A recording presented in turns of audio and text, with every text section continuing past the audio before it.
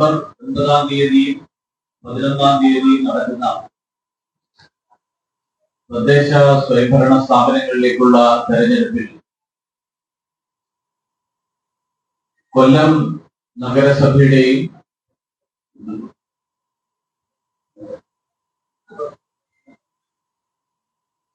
കൊല്ലം കോർപ്പറേഷന്റെയും കൊല്ലം ജില്ലാ പഞ്ചായത്തിലെയും പട്ടിക കൊല്ലം കോർപ്പറേഷനിലെ 2ാം ഘട്ട പട്ടികയും ജില്ലാ പഞ്ചായത്തിലെ ആദ്യഘട്ട പട്ടികയും പുറത്തിറക്കാനുള്ള ഈ ചടങ്ങിൽ വേദിയിൽ സന്നിഹിതരായിട്ടുള്ള ഭാരതീയ ജനതാ പാർട്ടിയുടെ ജില്ലാ അധ്യക്ഷൻ ശ്രീ പ്രശാന്ത്, മേഖലാ അധ്യക്ഷൻ ശ്രീ ഗോപകുമാർ, പാർട്ടിയുടെ സംസ്ഥാന വക്താവ് കേണൽ നിധി, മറ്റ് നേതാക്കളായിട്ടുള്ള ശ്രീ ശ്രീകുമാർ, ശ്രീ പ്രകാശ് പാപ്പാടി, ശ്രീ നിതിൻ ദേവ്, ശ്രീ അപ്പൂട്ടൻപിള്ള, മറ്റ് നേതാക്കളെ, സുഹൃത്തുക്കളെ, മാധ്യമപ്രവർത്തകരെ എല്ലാവർക്കും തദ്ദേശ സ്വയംഭരണ സ്ഥാപനങ്ങളിലേക്കുള്ള തെരഞ്ഞെടുപ്പ് ജനങ്ങളെ സംബന്ധിച്ചിടത്തോളം ഏറ്റവും പ്രാധാന്യമുള്ള തെരഞ്ഞെടുപ്പാണ്. കാരണം ജനങ്ങളുടെ പ്രശ്നങ്ങൾ നേരിട്ട് കൈകാര്യം ചെയ്യുന്ന പ്രാദേശിക ഭരണ സംവിധാനമാണ്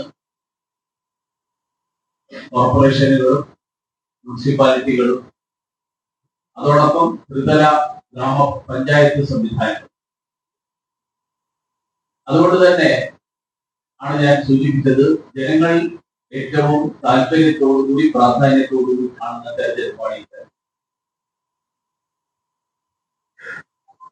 കേരളത്തിൽ കഴിഞ്ഞ 9.5 വർഷക്കാലമായി ഭരിച്ചുകൊണ്ടിരിക്കുന്ന കമ്മ്യൂണിസ്റ്റ് മുന്നണി, ആ മുന്നണിയുടെ ഭരണത്തിൽ കേരളം വികസനം മുരടിച്ച ഒരു പ്രദേശമായിട്ട് മാറിയിരിക്കുകയാണ്. ഇന്നത്തെ വാർത്തകൾ സൂചിപ്പിക്കുന്നത് പണപ്പെരുപ്പം ഏറ്റവും രൂക്ഷമായിട്ട് തുടരുന്ന സംസ്ഥാനമായിട്ട് കേരളം മാറിയിരിക്കുകയാണ്.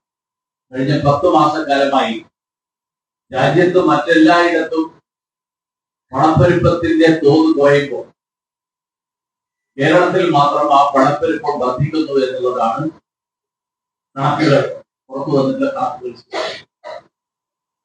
അതോടൊപ്പം രാജ്യം മുഴുവൻ വികസനത്തിന്റെ ഒരു വലിയ കുതിപ്പ് നടക്കുമ്പോൾ പ്രധാനമന്ത്രി നരേന്ദ്രമോദിയുടെ നേതൃത്വത്തിൽ ഇന്ത്യ ഒരു സാമ്പത്തിക ശക്തി എന്ന നിലയിൽ 11ാം സ്ഥാനത്തുണ്ടായിരുന്നതിൽ നിന്ന് ലോകത്തിലെ ഏറ്റവും പ്രധാനപ്പെട്ട ഏറ്റവും ശക്തമായിട്ടുള്ള 3 സാമ്പത്തിക ശക്തികളിൽ ഒന്നായിട്ട് മാറിക്കൊണ്ടിരിക്കുന്ന ഒരു കാലഘട്ടം. ആ കാലഘട്ടത്തിൽ കേരളം മാത്രം അതിൽ നിന്ന് മാറി നിൽക്കുന്ന ഒരു സാഹചര്യം. കേരളത്തിൽ മാത്രം വികസനം വേണ്ടത്ര വേഗതയിൽ നടക്കാത്ത സാഹചര്യം. കേന്ദ്ര സർക്കാർ അനുവദിക്കുന്ന വിവിധ പദ്ധതികൾ പോലും ഫലപ്രദമായി നടക്കാത്ത സാഹചര്യം. 70 വയസ്സ് കഴിഞ്ഞ ആളുകൾക്കുള്ള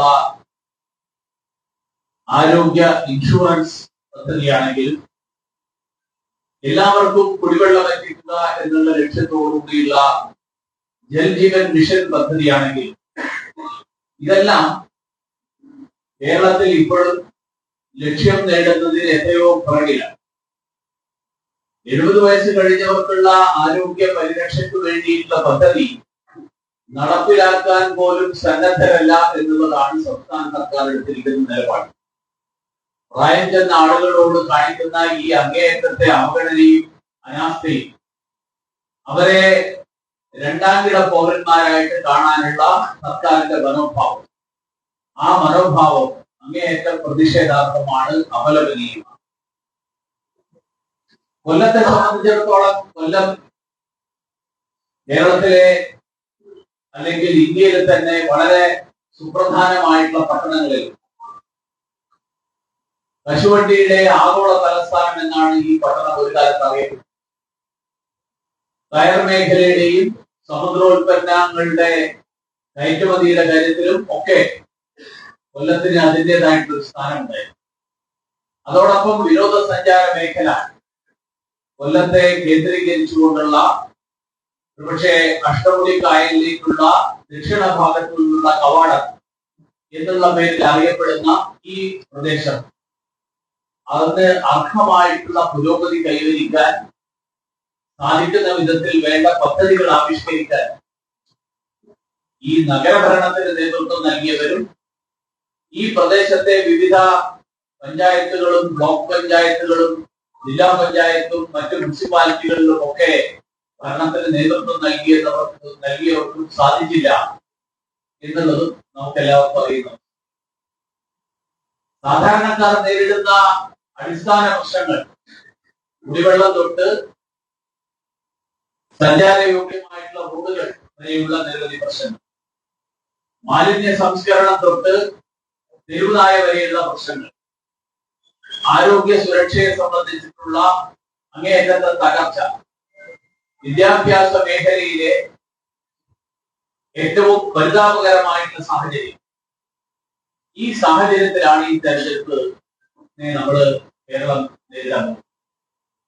അപ്പൊ ഇതിലൊരു മാറ്റം ഉണ്ടാകണമെങ്കിൽ നരേന്ദ്രമോദിയുടെ നേതൃത്വത്തിൽ കൊല്ലം ഉൾപ്പെടെയുള്ള നഗരങ്ങളുടെ വികസനത്തിന് വേണ്ടിയിട്ടുള്ള പ്രത്യേക പദ്ധതികൾ ആവിഷ്കരിച്ച് നടപ്പിലാക്കിക്കൊണ്ടിരിക്കുമ്പോൾ അതിന്റെ ഏറ്റവും വലിയ ഉദാഹരണമാണ് നമ്മുടെ തൊട്ടപ്പുറത്തുള്ള കൊല്ലം റെയിൽവേ സ്റ്റേഷൻ.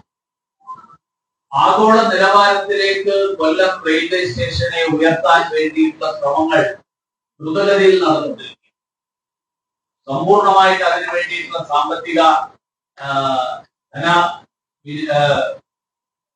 സമാഹരണവും അതിനു വേണ്ടിയിട്ടുള്ള വിനിയോഗവും അത് മുഴുവൻ കേന്ദ്ര സർക്കാർ റെയിൽവേയിലൂടെ നടത്തിയിട്ടുണ്ട്. നമ്മുടെ ലോകത്തിലെ പല രാജ്യങ്ങളിലും സഞ്ചരിക്കുമ്പോൾ ആ രാജ്യങ്ങളിലൊക്കെയുള്ള റെയിൽവേ സംവിധാനത്തോട് ഇടപെടിക്കുന്ന തരത്തിലുള്ള റെയിൽവേ സംവിധാനങ്ങൾ ഒരുക്കുന്ന ഒരു റെയിൽവേ സ്റ്റേഷനായിട്ട് കൊല്ലമാണ്. അങ്ങനെയുള്ള ഒരു സാഹചര്യത്തിൽ എത്തുമ്പോൾ നേരിട്ട് നരേന്ദ്രമോദി സർക്കാർ നടപ്പിലാക്കുന്ന പദ്ധതികൾ അത് റെയിൽവേ ആണെങ്കിലും അത് റോഡ് ഗതാഗതമാണെങ്കിലും ആ വേഗതയുമായിട്ട് അതിന് ഉതകുന്ന തരത്തിൽ മറ്റ് മേഖലകളിൽ പുരോഗതി ഉണ്ടാക്കിയെടുക്കാൻ സംസ്ഥാനത്ത് ഭരണം നടത്തുന്നവരും കോർപ്പറേഷന്റെ ഭരണം നടത്തുന്നവരും അവരുടെ അനാസ്ഥ കാരണം, അലംഭാവം കാരണം സാധിക്കാത്ത ഒരു സാഹചര്യം. ആ സാഹചര്യമാണിത്. അതിലൊരു മാറ്റം ഉണ്ടാകണം. ആ മാറ്റം ഉണ്ടാകണമെങ്കിൽ ദേശീയ ജനാധിപത്യ സഖ്യത്തിന്റെ നേതൃത്വത്തിലുള്ള ഒരു ഭരണ സംവിധാനം നഗരഭരണത്തിന്റെ ചുമതലയിൽ വരുമ്പോൾ മാത്രമേ അതിൽ മാറ്റം. അതോടൊപ്പം കേന്ദ്രത്തിൽ നിന്ന് കിട്ടുന്ന പണത്തിൽ പോലും കൈയിട്ട് വാരുന്ന അഴിമതി, കേന്ദ്രത്തിന്റെ പണം മാത്രമല്ല, ഇപ്പൊ ഏറ്റവും ഒടുവിൽ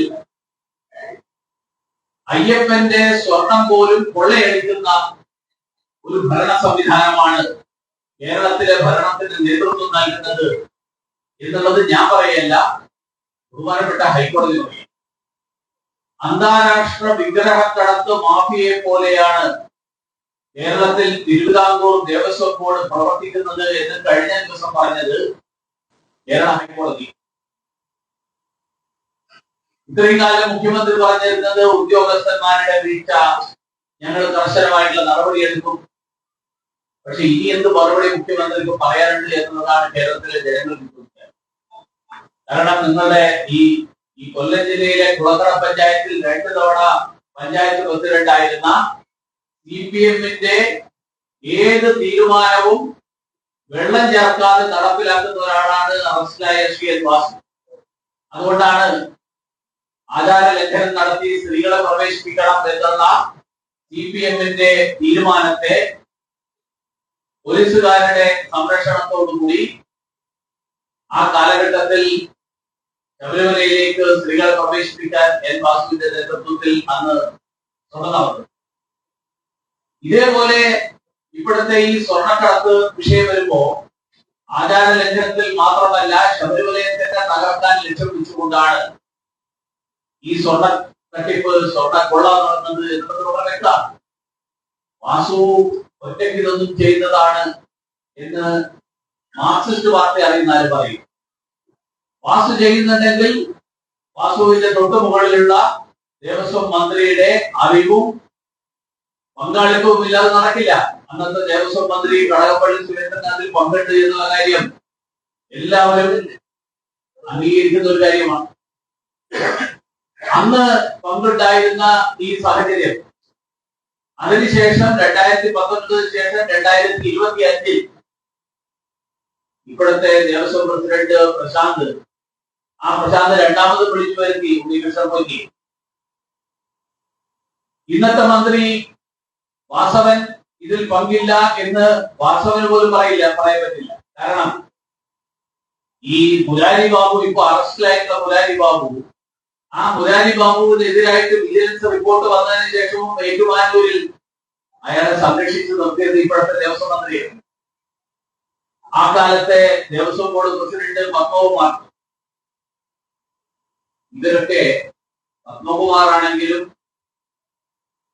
വാസു ആണെങ്കിലും പ്രശാന്ത് ആണെങ്കിലും കടകംപള്ളി ആണെങ്കിലും വാസവനാണെങ്കിലും ഇവരെല്ലാവരും പാർട്ടിക്കാരാണ്. ഉദ്യോഗസ്ഥന്മാരെ ആദ്യം അറസ്റ്റ് ചെയ്തു. മുരാരി ബാബുവിനെയും ബാക്കി ആളുകളെയും കൊച്ചിയെയും അറസ്റ്റ് ചെയ്തു. 6ാം പ്രതിയെയും 5ാം പ്രതിയെയും അറസ്റ്റ് ചെയ്തതിനു ശേഷം 3ാം പ്രതിയെ അറസ്റ്റ് ചെയ്യാൻ ഇത്രയും വൈകിച്ചത് തന്നെ 3ാം പ്രതിയെ തൊട്ട് കഴിഞ്ഞാൽ അത് 3ാം പ്രതിയിൽ മാത്രം അവസാനിക്കില്ല. ഈ സർക്കാരിന്റെ നേതൃത്വം നൽകുന്ന ദേവസ്വം വകുപ്പ് കൈകാര്യം ചെയ്യുന്നവരായിട്ടുള്ള CPM-ന്റെ നേതാക്കന്മാരിലേക്കടക്കം ഈ അന്വേഷണം എത്തും എന്ന് ഭയന്നതുകൊണ്ട് അത് കഴിയുന്നത്ര വൈകിപ്പിക്കാനുള്ള ശ്രമമാണ് സർക്കാർ നടത്തിയത്. മുഖ്യമന്ത്രിയുടെ മകള് മാസപ്പടി വാങ്ങുന്നത് തൊട്ട് ഇങ്ങേയറ്റത്തെ കോർപ്പറേഷൻ കൗൺസിലർ റോഡ് പണിക്ക് കൈക്കൂലി വാങ്ങുന്നത് വരെ, ജനങ്ങളിൽ നിന്ന് കൈക്കൂലി വാങ്ങുന്നത് വരെ ഭരണത്തിന്റെ എല്ലാ തലങ്ങളിലും അതിൽ അയ്യപ്പനെ പോലും ഒഴിവാക്കാതെ അങ്ങനെ ഉള്ള ഒരു ഭരണ സംവിധാനം ഒരു കേരളത്തിൽ നടക്കുമ്പോൾ അതിനെതിരായിട്ടുള്ള അഴിമതിക്കെതിരായിട്ടുള്ള ജനരോഷം തിരുവനന്തപുരത്ത്, അതുകൊണ്ട് ലോകത്തിലെ ഏറ്റവും വലിയ മേയർ, ഏറ്റവും ന്യൂയോർക്ക് മേയർക്ക് പോലും പ്രചോദനമാണ് എന്ന് MV ഗോവിന്ദൻ പറഞ്ഞ തിരുവനന്തപുരം മേയർക്ക് ടിക്കറ്റ് പോലും കൊടുത്തിട്ടില്ല. അപ്പൊ അഴിമതിക്കെതിരായിട്ടുള്ള ജനവികാരം സംസ്ഥാനത്ത് മുഴുവൻ ശക്തമായിട്ടുള്ള തോതിൽ ജനങ്ങളിടയിൽ ആഞ്ഞടിച്ചുകൊണ്ടിരിക്കുകയാണ്. കൊല്ലം കോർപ്പറേഷനും ഇതിൽ നിന്ന് ഒട്ടും വ്യത്യസ്തമല്ല. കൊല്ലത്തിന്റെ വികസനം സാധ്യമാകണമെങ്കിൽ, കൊല്ലത്ത് അഴിമതി രഹിതമായിട്ടുള്ള ഒരു ഭരണം സാധ്യമാകണമെങ്കിൽ അത് ദേശീയ ജനാധിപത്യ സഖ്യത്തിന്റെ നേതൃത്വത്തിലുള്ള ഒരു ഭരണ സംവിധാനത്തിലൂടെ മാത്രമേ സാധ്യമാവുകയുള്ളൂ എന്ന് ഉറച്ചു വിശ്വസിച്ചുകൊണ്ട് ആ കാര്യം ജനങ്ങളുടെ മുന്നിൽ അവതരിപ്പിച്ചുകൊണ്ട് അഴിമതിക്കെതിരായി വികസനത്തിന് വേണ്ടിയിട്ടുള്ള ഒരു വോട്ട് ആണ് ജനങ്ങളോട് ഭാരതീയ ജനതാ പാർട്ടി അഭ്യർത്ഥിക്കുന്നത്. ഈ അഭ്യർത്ഥനയുടെ ഭാഗമായിട്ടാണ് ഈ തെരഞ്ഞെടുപ്പിൽ ദേശീയ ജനാധിപത്യ സഖ്യത്തിന്റെ സ്ഥാനാർത്ഥികളായിട്ട് മത്സരിക്കുന്ന ഈ 2ാം ഘട്ട സ്ഥാനാർത്ഥികളുടെ പട്ടിക ഞാനിവിടെ പാർട്ടിയുടെ സംസ്ഥാന നേതൃത്വത്തിന്റെ നിർദ്ദേശപ്രകാരം എല്ലാവരുടെയും അറിവിലേക്ക് വേണ്ടിയിട്ട് പ്രഖ്യാപിക്കാൻ ആഗ്രഹിക്കും. Meenathussery division George C. Richard,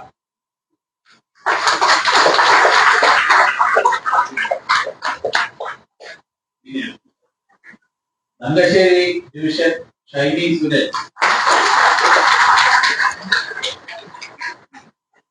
Asramam division advocate Suresh, Kadappakada division Praveen Kumar N, Pulikkutta division Ratheesh Kumar S, Anchalumoodu east division Satheesan S, Karikode division Radhakrishnapillai P, Kathinakulam division Sani B, Vallimukku division doctor Deepa PS. Ammanthada division Surya Surendran. Ayathil division Rajani V Nair. College division advocate V Satheesh Chandra Babu. Palathara division Testimona R. Kallumthazham division Monsidas. Valkulangara division Swaraj DS. ഇത്രയും പേരെ കോർപ്പറേഷനിലേക്കും അതോടൊപ്പം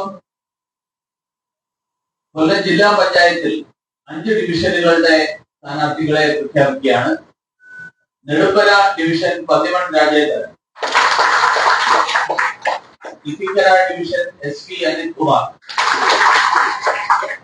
Kalluvathukkal division Baiju Lakshmanan. Kundara division Rajeev R. Devarakkara division Rajeev R Krishna.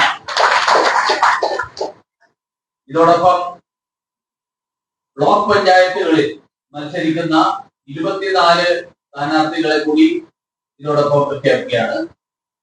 Ochira block പഞ്ചായത്തിൽ തഴവ ഡിവിഷനിൽ മത്സരിക്കുന്ന advocate KS Karthik. Chuttumala block പഞ്ചായത്തിൽ അഷ്ടമുടി ഡിവിഷനിൽ മത്സരിക്കുന്ന Sujith A. റാക്കുളം ഡിവിഷനിൽ ജിജി SV. പനയം ഡിവിഷനിൽ രതീഷ്. തിരുമൺ ഡിവിഷനിൽ അനന്തകൃഷ്ണൻ. കാമിക്കമുക്ക് ഡിവിഷനിൽ രജനി ഷാജി. ചന്ദനത്തോപ്പ് ഡിവിഷനിൽ സ്വപ്ന AR. കേരളപുരം ഡിവിഷനിൽ രമ്യ R. വെള്ളിമൺ ഡിവിഷനിൽ Sunil Kumar M. Mukhathala block Elampalloor division Anil Kumar. Perumpuzha division Binukumar. Umayanalloor division Sudheesh Das. Kottiyam division Jayaprakash. Thrikkovilvattom division Arya G Chandran. Ottankara division Santhosh Mampuzha. Peroor division Sajitha S. Ithikkara block Adichanalloor division Sarojini Das. Edanad division Smitha P. Kakkanoor division Suresh Kumar S. Nedungolam division Ragini S. Gaura block Thevalakkara division Rajeev C. Arinalloor division Dinesh Kumar V. Koyivila division Vidhu Prasad. വടക്കുന്തര division VT Raju. അങ്ങനെ 24 block panchayat സ്ഥാനാർത്ഥികളും 5 ജില്ലാ പഞ്ചായത്ത് സ്ഥാനാർത്ഥികളും 15 കോർപ്പറേഷൻ സ്ഥാനാർത്ഥികളെയുമാണ് ഇന്ന് ഈ ഘട്ടത്തിൽ